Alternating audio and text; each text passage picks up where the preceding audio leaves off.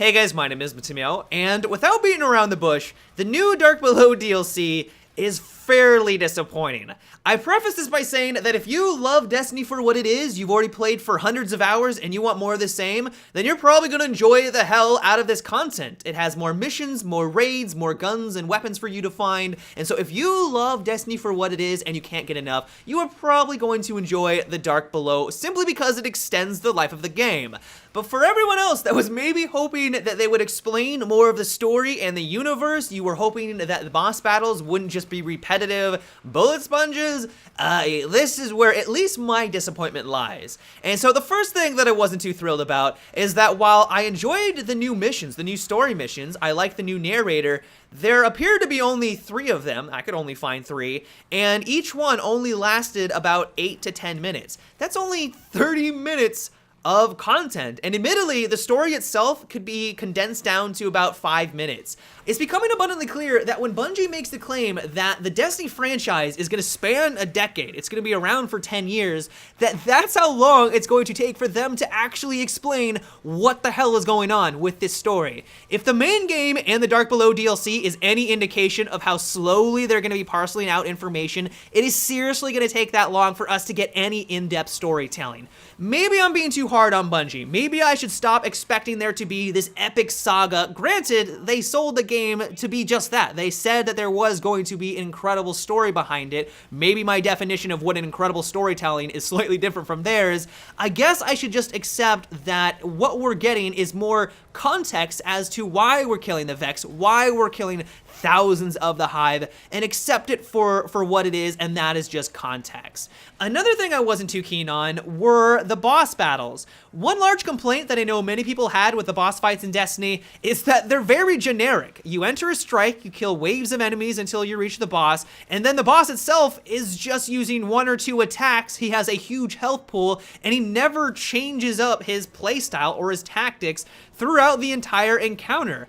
I was hoping that Bungie was going to be able to create more interesting or more dynamic boss battles. And I know that they're capable of it. The Spider Tank is the best example. If you don't want to deal with the blue plasma cannon, well, you can shoot it out directly. If you do enough damage, it will be destroyed. And while you don't kill the Spider Tank as quickly, you don't have to deal with that one weapon that could potentially wipe your entire party. It seriously is, in my opinion, the best designed boss out of the entire game because it has that really cool dynamic. And so going into the Dark Below DLC, I was crossing my fingers that Bungie was going to take that same design philosophy and infuse it into the future content to make things more dynamic. Even if they wanted to have different phases to their bosses, where maybe halfway through he starts to change up his tactics, that would have been a great step in the right direction. But from what I've seen so far from the 2 different strikes, they are bullet sponges, there are waves of enemies that you have to kill, that varies up the combat a little bit. And while of course the combat is fun, like the best thing about Destiny is that they nailed it out of the park with the gunplay. Like it is just fun to shoot at things in this game.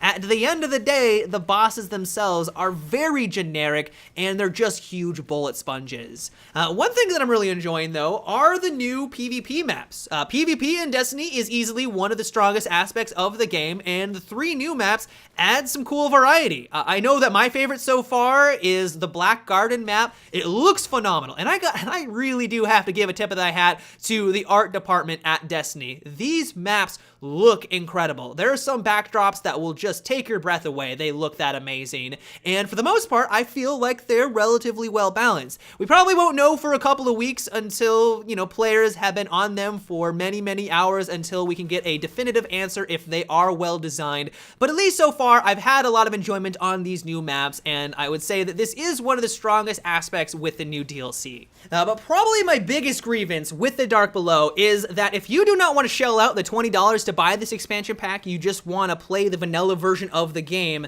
every couple of weeks, they're taking away endgame content that you had access to at day 1, but no longer can complete it because you didn't buy this expansion pack. You guys know that the end game in Destiny all revolves around doing the weekly Nightfall missions and the weekly strikes. They add in some really cool modifiers that mix things up, they make it more challenging, and that's the way that you get the best gear and the best items. That's how you progress your character, get the gear to go on the raids. But right now, because because they've added in the new DLC strikes to the playlist. If you logged in wanting to do the weekly Nightfall mission, you can't because you haven't spent that $20 on the expansion pack. I understand why Bungie did this, because if you bought the DLC and you wanted to do the weekly Nightfall mission on the new content, you would be a little peeved if that wasn't part of the playlist. Like, I understand that, but it also rubs me the wrong way, because how difficult would it have been to create two different playlists depending on if you have bought the expansion pack or if you just have the vanilla version of the game. Maybe this was just an oversight on the part of Bungie. Maybe in the next couple of weeks they will go in and create two different playlists depending on which one you have as solving the issue, but at least with its current implementation, the fact that every couple of weeks you will not have access to really the end game content if you've only bought the vanilla version of the game really rubs me the wrong way.